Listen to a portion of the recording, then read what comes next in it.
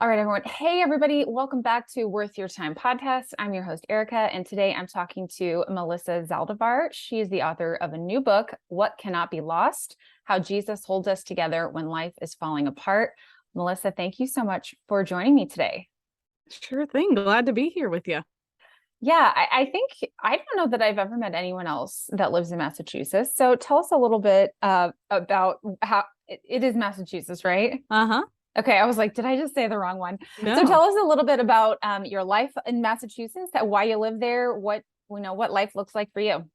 Yeah, so I actually grew up in California originally, and then made my way out here for seminary and just fell in love with the area. So Massachusetts is one of 6 states that make up New England, which is a region of the United States, just like the South, the Midwest, the Pacific Northwest, and then you have New England. And so I moved out here for grad school, moved away, and then was like, what am I doing?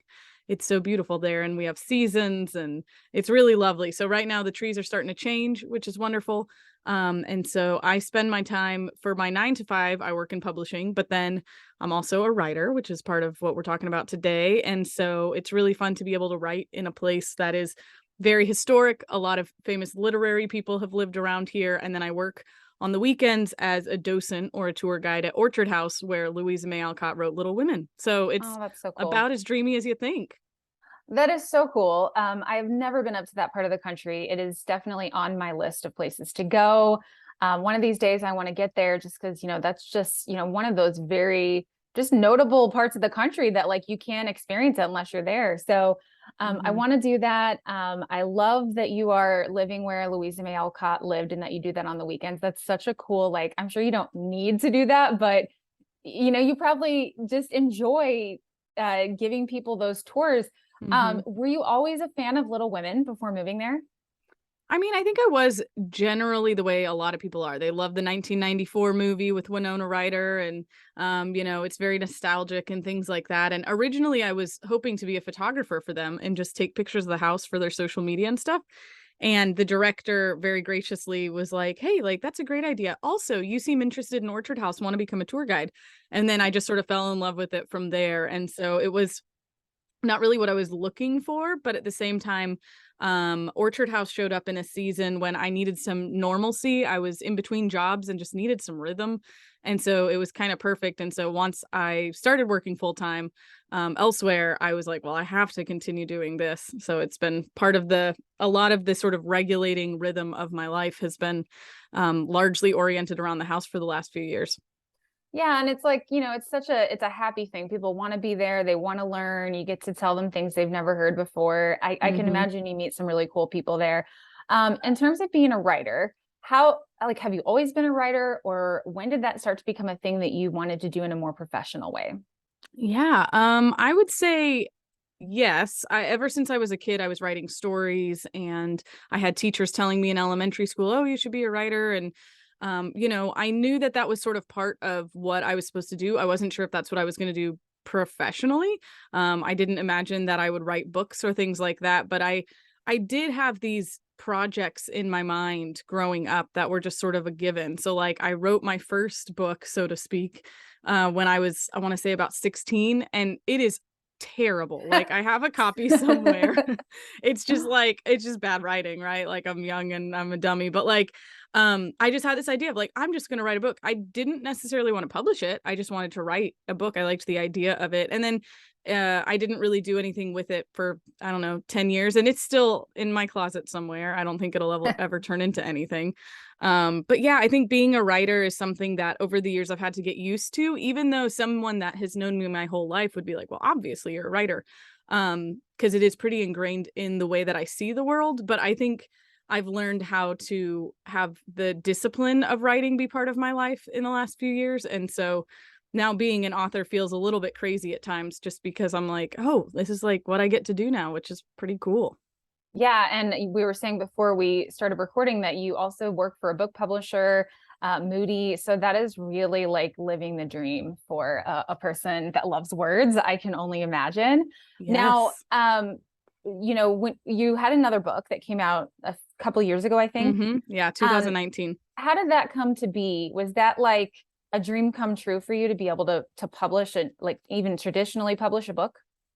Yeah, I mean, I honestly wasn't really looking for it. I feel like it just sort of happened. I started writing some freelance and was approached by what we call an acquisitions editor in the business, which is someone who acquires authors. And so there are all sorts of things, there are all sorts of people that make a book happen in traditional publishing. So you have editors, you have designers, you have marketers, publicists, salespeople, all these different people. And the first person you meet is the acquiring editor. And so a woman reached out to me and said, "Hey, have you ever thought about a book?" And at that point I hadn't. But I was like, oh, I got this one idea that's been kicking around for a little while. And someone was like, "Oh, you need an agent. You're gonna get swindled if you don't have an agent." So then I kind of was like, okay, I guess I need an agent. And so I just sort of stumbled into it in a lot of ways. Then looking back, I see the ways that like the Lord in his kindness knew that there would be certain relationships that I would have that would kind of feed into that. And so, for example, my literary agent, his name is Austin, and he's with Wolgemuth and Associates. And Austin's wife cut my hair in college. And Hmm. so, when I was looking for a literary agent, his name popped into my head, and then I was like, "Oh, I think my friend's husband is an agent." And I reached out to him, and then he ended up being my agent. So it's just funny how like the Lord kind of put everything together for years and years and years, and then all of a sudden it was just like, oh, I guess we're doing this now, and trying to learn how to walk out with obedience the exciting things the Lord has for us. Sometimes it's the hard things the Lord has for us. And it has not been a particularly smooth road to publishing or being a published author, but at least with the first book, I saw a lot of really wonderful connections. And the second one was a little rockier, but that feels like also the kind of content of the book as Yeah. well. Yeah, well, let's talk about it. You no doubt didn't anticipate writing this book because it is really surrounding the death of one of your best friends. So tell us a little bit about the backstory there and how you knew that this was the book to write, because I can't imagine it was easy to do. No, I feel like honestly, it was a lot. And it has been a lot, and every new wave of grief is like, oh geez, like this is intense. So yeah, I didn't anticipate. I thought I might write a book on another topic. I had this idea after my first book. So my first book, and I want to do this for the people that kind of romanticize the writing world. I'll bring you to reality real quick. So my first book didn't sell super well at all. It wasn't a bestseller. And because of that, I kind of walked away with like, oh, okay, I guess writing a book isn't quite as exciting as I thought. Like, there's not all this fanfare and amazing opportunities. I didn't land a single interview to promote it. And it was just like not a thing in terms of like what you imagine for a book. And so because of that, when it came time to write a second book, I remember my agent, do you have ideas, whatever? And I was like, yeah, I have some ideas. And so we pitched a few here and there to publishers, and 100% of publishers said no. Like, how did your first book sales go? And you're like, oh, not good. And I remember my author or my agent saying to me, he was like, this is the sort of thing that can be what we call like it makes you unpublishable. That's a term that they use in the Oh, publishing world when it's like when it's almost better if I had never written a book than if I'd written a book that didn't do well. Melissa, Because I am so tracking with you right now because this is exactly what happened to me. yeah, So and it's humbling, but it's like scary because it's like, is this the end of my writing career? Like that's it. I don't know what to do. And it was like, do I? And so I'm kind of looking at all these things, and the reality is with traditional publishing, it's very competitive. And so I had this moment where I was like, okay, so maybe I just disappear for a few years and like hang out on Instagram and then show up with another thing and people will have forgotten. Like, I don't yeah, know. yeah. And so I was feeling so just like discouraged and unsure. And I ended up having a conversation with a publishing company. And they were like, do you have any ideas? And we just kind of had a brainstorm session, which was really gracious of them to do because there was no reason they should have done it. And I said, yeah, I got this one idea for a book about singleness, this one about a book about friendship. And then I was like, and then I have this one, I don't really know what it is. The last few years have been really hard. I kind of want to write about like loss, but I also like work at Orchard House, so I'd like to kind of weave in Little Women, but I feel like that's kind of niche. And they were like, that's it. Like that should be a Hmm. book. And so that publisher didn't even end up publishing my book. Because that's how bad it was. But like I remember getting on the phone with my editor, my acquisitions editor that I work with now, Brian, and the team at Good Book has been amazing. But the first question he asked me when we talked about this book was, hey, like, what's it like to be an orchard house? And Mm. immediately I knew like they understood the vision. And so Good Book has been amazing and like has just been so hands-on. But it has been one of those things of like, it is not necessarily what you always expect. And they're a fairly small publishing house. I think they would themselves would say that. But they also just have been so caring and so kind. And so for me, I'm like, like my first book was a big five publisher. It was like the dream of traditional publishing, but it kind of felt like it fell flat a little bit. And now I'm in this new situation. And I remember telling someone, the reason that I signed for them was because they understood the vision. And I was like, they are not as big as some of these other top five, publishers. And I'm like, but they understand the vision and they do such a good job that I was like, the only reason I would say no to them is out of like some sort of vanity or selfish ambition to say no, like I only want to sign with these giant publishers. And also, frankly, the giant publishers were not interested in me. But I feel like the Lord just was so kind to kind of, in a good way, say, Melissa, like, if you want this message to get out there, then it doesn't matter who you're publishing with. It doesn't matter if it's a big name or not a big name. Like, what matters is that you're working with a team of people that get the vision of the book. And so, at first, when people would hear about my publishing, they'd be like, oh my gosh, that's so dreamy. Like, you signed this major contract, whatever. And this one, I'm able to say, you know what? I signed a contract with people that get it. And I am so thankful for that, because whether I sell 10 copies or 10,000 copies, like, I know that it was the right fit. And so I didn't expect to write this book, like you mentioned, like, it's about a lot of hard things, but I also feel that the entire process has been so different. So that was kind of a random rant, but like, truly, if you have people listening to this that are saying, I'm only a legitimate writer if, I get this big deal or whatever, I can tell you, as someone who got a big deal and then now has a smaller publishing company, that, oh my goodness, like, the Lord will put in front of you what needs to be in front of you. And it's just incredible to see how much numbers and followers and all of those things are not the main focus, like, Hmm. writers write and we get Yeah. to write, and it doesn't matter what it looks like. It could be self-published, but like, the goal is to get the word out there and to share a story that points to Jesus. And it's okay if it doesn't look like every other best-selling book. Yeah. Okay, I just feel like we have a lot going on in common here, because I told you, I don't know if you like looked at my website or anything, but so I have exact same situation happen to me. Was a big five publisher, got a huge deal. It was like totally crazy. Like, I couldn't even like comprehend what was happening, because I never thought I would get a book deal, Yeah. And I just the whole I did, don't not a bestseller by any means. And my agent had told me basically like what you said, like, this is kind of like almost worse, like, because now you've shown that you can't sell books, And so I kind of thought, well, there's no way I'm going to get another. I'm not even going to try. Like, I kind of just let it go. I mean, I was still going to write. Like, I had a book in mind and I was still going to write. And I was like, I'm just going to self-publish. Like, I don't even want to like embarrass myself by trying, this whole thing. Mm. And long story short, the audience and everything was so different for this second one that I wrote, that I ended up getting a book deal. Same thing, small publisher. My publisher is Nav Press. Mm-hmm. And I've enjoyed the experience so much more. Like, the Yeah. team is smaller. I feel like they care more. I feel like they know more.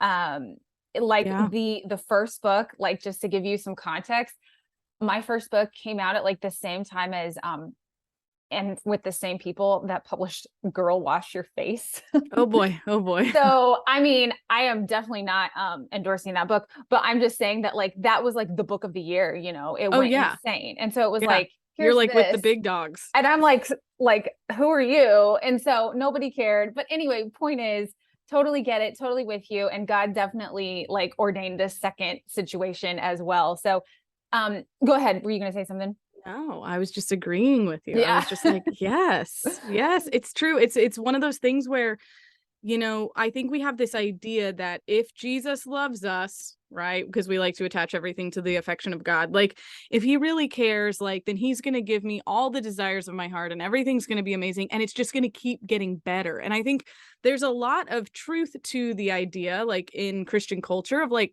Jesus has defeated the grave, like there's victory, like, and there is excitement behind that. But also, like, Jesus washed the disciples' feet and Jesus was humble. And I think that we have this idea, it's always this upward trajectory. And so I so love, like, that in my story, in your story, it's saying, Lord, what is it that you have? And sometimes it's saying, wait, like, I thought it's just supposed to get like bigger and better, and it doesn't feel that way. And yet we see, like, but that is the better way.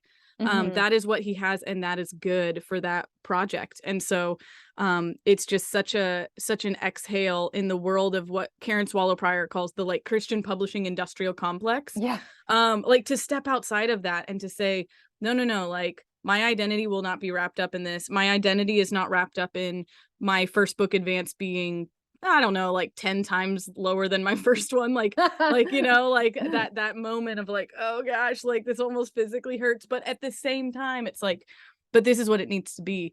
And the Lord doesn't give us gifts so that we can just show off like our gifts. Like, he gives us gifts so that we can use them to honor the kingdom. And if there's someone listening to this who feels I'm not legit for whatever reason, it's like, oh sister, like, let me tell you, like, I do not regret for a moment that I went smaller round 2. And I'm so thankful for it, because the Lord has shown his bigness in the small things in my life. Well, yeah, and one thing that I always think is, man, there are like the most faithful, like beautiful believers are living their lives out in, small towns across the country. I'm not going to meet them till heaven. Like, we're not going to know their names, because these people, like, I mean, there are people that God has called, to be out there, but so many people are not called to that, and so many people are just living faithful, like quiet lives wherever they are, like the best people in the whole world that we're never going to meet. And so I like to remember that too, because it can get, the minute that you start to get a little bit of notoriety, you start to have some followers, whatever, you can get a little bit wrapped up into it. It's hard not to. Mm-hmm. But like you said, like, that's certainly not what matters. And you got to keep your eye on, like, what is the message God has given me? Like, who are the people I'm here to serve? And just not kind of worry about all that extra stuff. And then the book, the book sales, that's scary. Is your book actually out yet, or is it still coming? It is coming, in theory, October 15th. Okay. We don't know quite yet. We're recording this for the listener like in September, but we don't know yet because there's apparently a boat that's taking longer than it needs to take. And so therefore we think it's coming out October 15th, Oh but man, that's it's hard. just, we're at the mercy of the boat captain. Same here. I'm supposed to be January, but originally it was slated for August. Oh So yeah. it's Yeah. been pushed back twice. I'm like, please don't push it back anymore. This has been the longest process of all time. Yes. Oh, I feel that, sister. Well, there's a little bit of anxiousness, I know, leading up to book launch, because you're just like, is this what's going to happen? But I'm trying not to do that either. I'm trying to just be like, what's going to happen is going to happen. I'll do the best I can. And Yeah. I already know that I didn't choose this message. God chose this message, for me to deliver. So on that note, let's talk a little bit about your message, Mm-hmm. and talk about your friend Jill, and just tell us a little bit about the story. Yeah, so there are sort of 3 stories that are woven throughout this book. Like, one is my story of just losing my job and my sense of identity and my sort of security as a single person, and kind of coming to a reckoning with that. The second story is the story of Louisa May Alcott and her loss of her sister Beth, very famously in Little Women, which is it's based on her real life. So she really did have a sister named Beth that she lost in an almost in an identical fashion to Beth in the book. And then this third storyline is the storyline of my friendship with a gal named Jill, who is now with Jesus, and about our friendship starting in college and then weaving through our 20s. And then she passed away in 2019. And so it's what it means to also walk through grief and loss with a friend, having kind of, I wouldn't say a front row seat because we were on the phone a lot and she lived on the other side of the country, but having that kind of really close view into final months, and watching her be so faithful to Jesus and fight so hard but also watching her fade away, right? And things like that. And so, no, I think that cancer is the worst. I think that I wish that, it didn't exist. And especially in her case, I mean, she didn't live past 28, which is so young. And so, I mean, death at any age is a tragedy, but I think especially with her being so young, it felt like some real insult to injury there. And so it is sacred. There's this quote that I talk about in the book, which is a Louisa May Alcott. She writes in her journal when her sister Beth was sick, and she says, I'll be better all my life for these sad hours with you. And I feel that way. Mm. Like I'll be better all my life for sad hours with Jill. And now she's doing great. She's with the Lord, but getting there has definitely been a doozy to process through. Yeah.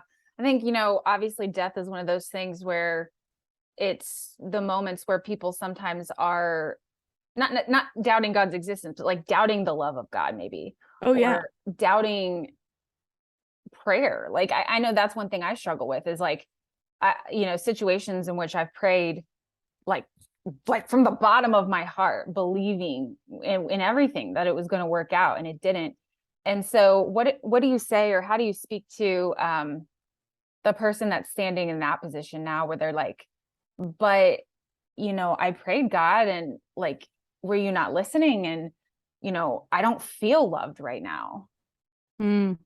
Yeah, I mean, the first thing that I think of, first of all, is this is terrible and I'm sorry, right? Like, I think when we're in that area of our faith, it's so dark. And so I could give you like some encouragement right now, which you may or may not just like throw out the window. You might stop listening to this podcast. So first of all, I want to say, let's meet there. Like, I'm Mhm. sorry, and this is awful, and this may or may not be encouraging. I think that I had this understanding that Jesus, um, that yeah, like you said, it's not that he doesn't exist, it's that I don't think he's for me.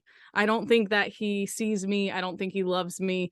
And while some people will be like, "Well, it's a really self-centered view." Sorry, that's all of our view. Like, we only have our perspective. So, like, I don't know how to help you with that. But, it is this idea of if you're in a relationship with someone and it feels like they're neglecting you, then yeah, there's going to be some tension there. And if there's not, part of me is like, "Are you for real?" Like, we look in the Psalms over and over, right? Like Jesus quotes David when he's on the cross, my God, why have you forsaken me?" There's this deep sense of forsakenness, of abandonment, of betrayal.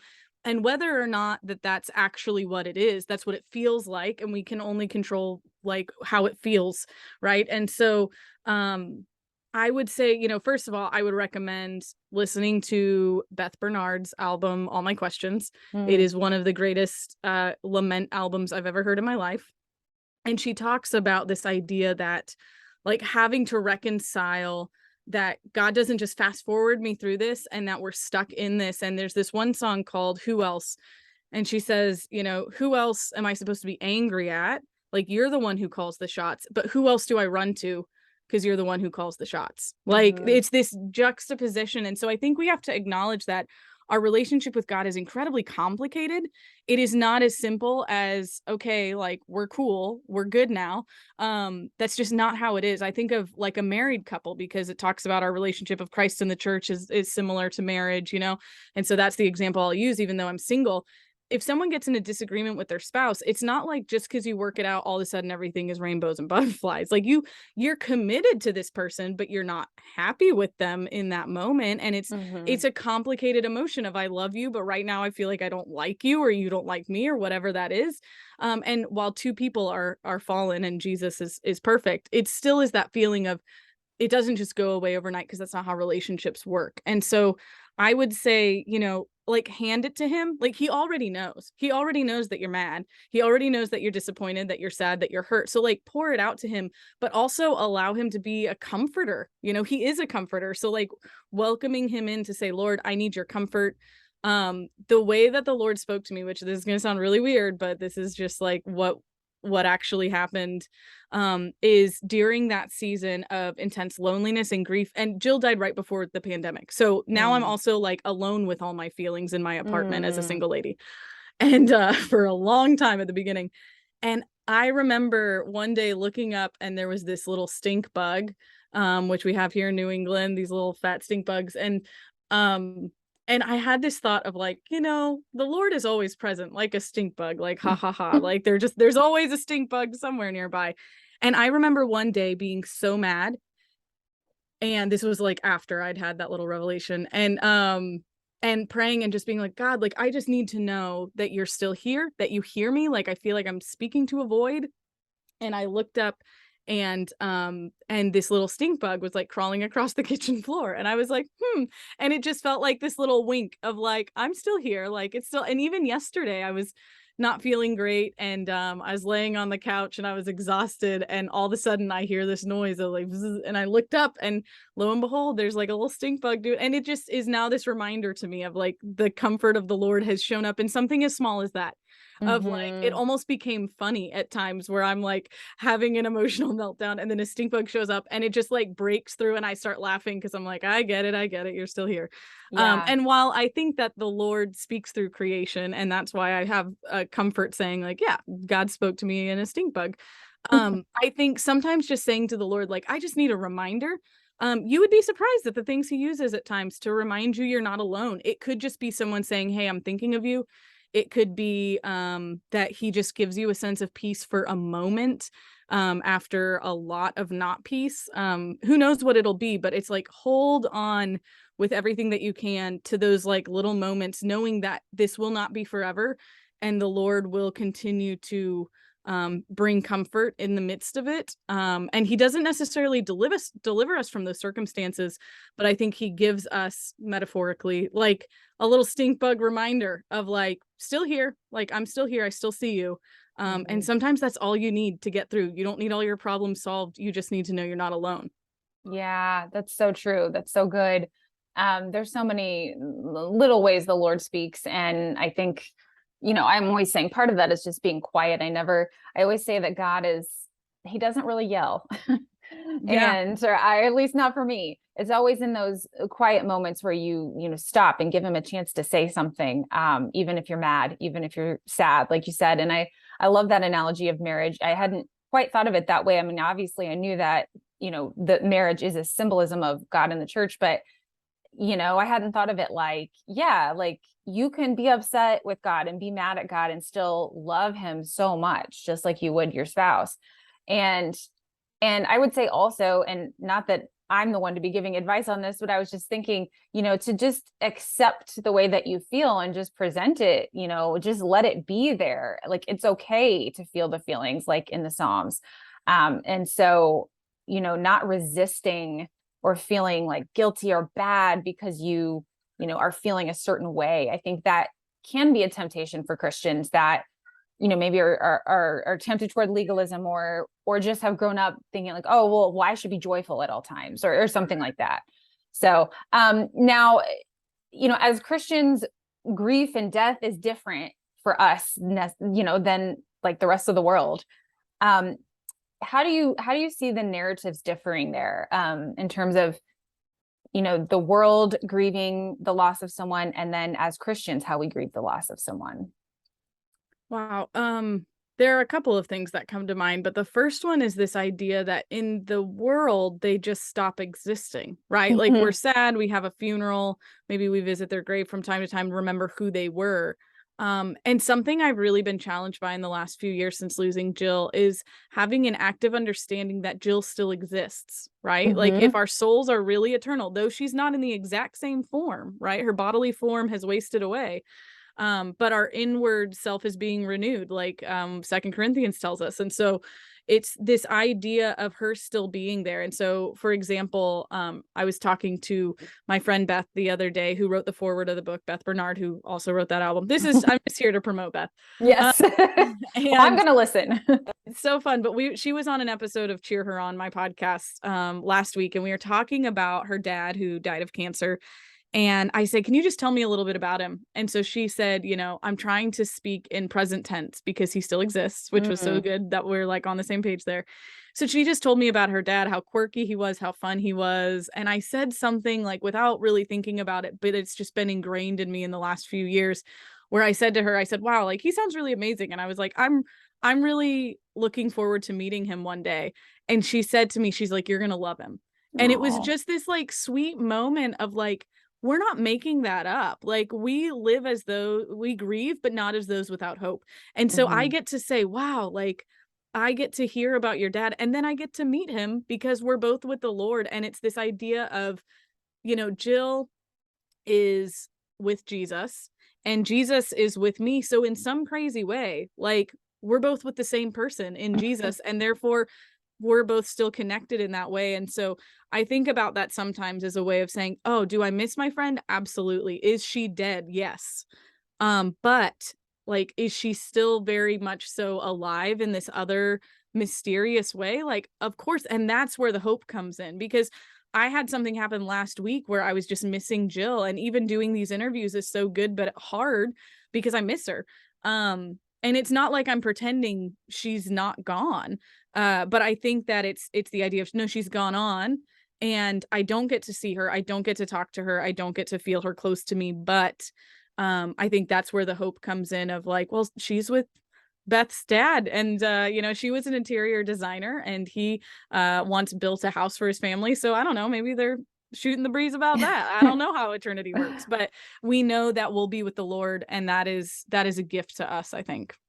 Yeah, I mean, I think for me, I've always like, even as a kid, like I've always had this like fear of forever. Like, I don't know. I can't even talk Hmm. about it right now because I'll start freaking out. But Yeah. but as I've had kids, you have to explain things to them, right? And explaining things to my kids has really made heaven seem much more real to me in a way that it Mm, never did before, because I don't want to scare them, And my daughter, just the other day, she's 4, she just had like her first, like it really hit her that like we're not always going to be here. Like she had never really gotten that, and she yeah. like got it. And she was so upset. Like, I don't want to go to heaven. Like, are you Yeah. going to be there? It's just this whole thing. And then here I was going, no, no, no, no, no, Abby. Like, heaven is like the best place you can be. And I'm going to be there, and daddy's going to be there. And, we don't really, like, I heard myself just saying, like, we don't really die. Like, I was like, we do. Like, we die here, our bodies go, but like, we really don't. We really live forever, and it's a better life. And this is all elementary stuff, that you would say about heaven, but teaching them about it has forced me to think about death Mm. in a way that I've always kind of run from it, because it's just, death. It's a little scary, right? But Oh, it's totally scary. I mean, right now I live 8 miles from Salem, Massachusetts, and it's what we call around here Halloween season, right? oh Spooky yeah. season, where all the tourists come to Salem because of Salem and whatever. And it's very dark and concerning in a lot of ways. But there is this other just awareness, I guess you could say, because right now everyone is decorating, and it's very spooky. And like death and skeletons and all that, like it's pretty creepy. Yeah, it It is. makes sense that as children, as adults, that we're scared of that. And it's like, yeah, death is terrible. But we also get to focus on what comes after death, Right. that it's not death forever. But yeah, I mean, there's the beginning of my book opens with a quote from Jenny Allen, who I know has been on this podcast, which is fun. Mhm. She used to be my boss when I worked at If Gathering, and is a wonderful human being. You guys go buy all her books. Yes, love My anything. goodness. That's my favorite one. Oh yes. And so yeah, and so Jenny, like, I have a quote from her from If Gathering last year that opens the book that says, we might die, but we don't die forever. And that's Hmm. how I truly feel is, yeah, but it's not forever. And I think kids, you're so right that they bring us back to having to face those things. But like I think of when my dad and my sister were walking one night from a friend's house down the street. When my sister was really little, it was before I was born. And this is a story he's told over the years, and they're walking, and she's kind of quiet. He's carrying her. She's probably about 4. And she says to him, "Hey dad." And he goes, "Yeah." And she goes, "Can you kill monsters?" Because she's afraid of the dark, right? Yeah. And so of course he says, "Oh yeah, I could kill a monster. It's fine." But that is what you have to be for your kids, right? You got to be a Hmm. monster killer. Like, you have to tell them we're in a scary situation, and I'm not gonna, like, he wasn't like, "Oh no, monsters aren't real, let me tell you, blah blah blah blah blah." Like, Yeah. he just needed to comfort her, and that's what he did. And I think that's what we get to do for kids as well, is to protect them and comfort them, because these big scary things exist, but we have this greater hope. Yeah. And the last comment I was going to make on that is, just as I'm saying that stuff, I'm going, well, do you believe what you're saying? Because if you do, then you don't have anything to be scared of. Yeah. And yeah, there's just something about like the kids that have just, well, it's just changed my whole relationship with God and just how I see things. So um anyway, not to go down that tangent, but so what are your hopes for the book? Like, who are you hoping picks it up? What do you want Mm. them to take from it? Well, I think a lot of us have just lost a lot in the last few years. Even if you didn't lose a loved one, you lost your sense of normalcy. You lost your rhythms of belonging or community since everything has changed. Even if you're in a region of the United States where COVID may or may not have really affected you, like it has changed the whole cultural zeitgeist of how we relate to people, of how we view people. And I think that that's really important because we live in such a just like all our brokenness is like in our faces. And so my hope is that this book reminds us like here's this thing we can anchor on when everything feels like crazy town. And I feel often like I'm a little bit I felt at the time that I was alone in crazy town because I was going through all this grief and it was like before the pandemic even started, but now I'm able to see like the kindness of the Lord to have walked me through so that I can say to others who are in their own reckoning, like, okay, like, yes, like I have been there and you will come out on the other side, like with the faithfulness of God. And I think we live in an age of, people pulling apart their faith and sort of deculturalizing it in some ways, deculturing their relationship of what is cultural Christianity and then what is, Hmm. what needs to stay. I like that deculturing. I haven't heard that one yet, but I like Yes, it. yes. My friends, Chris Gordon and Hope Blanton over at His Feet Bible Studies said that to me recently, and I was like, "That's exactly it." Because That is it. I'm not ripping apart my faith in a deconstruction way, but I am kind of pulling apart the culture that has told me you need to show up and have your stuff together, or the things that are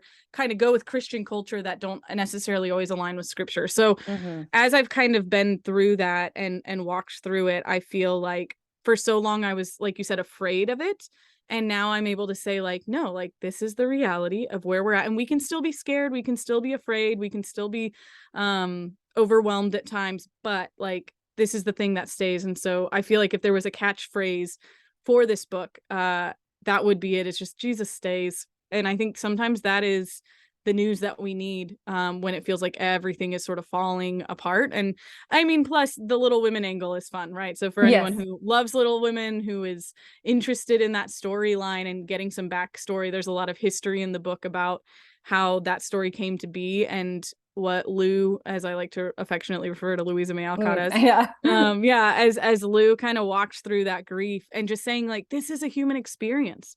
So I would say this book is for anyone who has lost anything. It could be your friend, it could be your spouse, it could be your wallet. We've all lost something, and it's good to know what sticks. Yeah, that's so good. I feel like there's been, and maybe this is just in my circle, there's been a lot of books on grief, like different, coming at it from different angles, just because of the past couple of years with COVID and so many Mm-hmm. things changing. And I know you're friends with Clarissa, because I heard you mention that on Jamie, and I love Mm-hmm. Clarissa. I'm also friends with her, and so she had Oh, her love book come that. out, and then there was one, another person I had on the podcast, Amanda, held Opelt, if you know her. I don't know if you know her. Yes. But yeah, so those are two. And then I think there's even another one. So there's no shortage of resources right now for people that are really looking to connect with people that get it, that are coming at it from different perspectives. I really personally love your angle of using Little Women because, number one, that's just so unique. And I think really it's like, when you first think about it, you're like, that doesn't seem like it fits. But I think when you use something like that, like you're really able to sort of explain what you mean and come at it in a really unique way that kind of clarifies what you're saying in like in a way nothing else could. And Mm. so I love that. I haven't read the whole thing yet. I am reading your book. I'm in the middle of it, so Oh gosh, gotta I'm get to the sorry end. because that's like the saddest part is the middle. Oh God. Well, it's really good. You're an amazing writer. I have to Oh, say you are thanks. an amazing writer. So, 100%. No wonder you got that second book deal. um, Oh, that's sweet. so as we end, tell us about your podcast and, what you're doing, where we can find you, all of that stuff. Yeah, absolutely. So I have a podcast called Cheer Her On. I'm actually wearing my Cheer Her On sweatshirt. Oh, This nice. is the only one in Merch. existence. I know. I was Oh, like, maybe I should do merch. A friend made it for me when I launched it like 2 years that's ago. awesome. So Cheer Her On, our tagline is look her in the eye, tell her the truth, cheer her on. And so it's about not just blindly cheering on other women, but cheering them toward the truth. I like to say I'm a truth cheerleader because I want it to be encouraging, not just like, here's what's true, and to the place where it's heavy handed only. So yeah, so that podcast right now, we're in the middle of a book club. So if you pre-order the book, you automatically get the full ebook so that you can read along. And so we've done this is our second week of it, and each week we have a new episode on Mondays where we're going through chapter by chapter. We have a lot of fun guests. We have Felicia Masonheimer and Amanda Williams, and Shannon Martin is next week, which is fun. Grace Cho is this week. Beth Bernard was week 1. So it's just a lot of fun gals, and we talk about like what's going on as we process through grief, but also it's a space where we have people recommend other people for us to follow and literally cheer others on, and who cheered you on. And so that's been kind of fun. And then I have a Patreon where I write a newsletter twice a month called Trending Theology. Ooh, I like We that. talk about popular culture and how Jesus can be found even in like silly things. So the last newsletter was on Stranger Things, the TV show, and pulling that apart and pointing toward the gospel. And the most recent one that went out yesterday was about the Queen and how when we pay attention to monarchy, it reminds us of the good King Jesus. So yeah, it's I love those spaces. And then you can always find me on Instagram doing some sort of weird story, usually something kind of goofy, but also Yeah. some heartfelt stuff in there as well. That reminds me, we were talking about Jenny Allen. She had, I don't know if you saw her post on the Queen. That was like she had some amazing words to say She about the did. Queen. And I was like, wow, I totally missed that, but she just got it so good. So anyone that's Yes. listening, go back and look at Jenny's post on that, because it really is a lesson in like how we can live our lives. So Absolutely. Melissa, stay with me after we sign off. But thank you so much for joining us. I am so excited for people to get your book, to read it, and to learn from it. Thank you so much for being here today. Thank you so much for having me.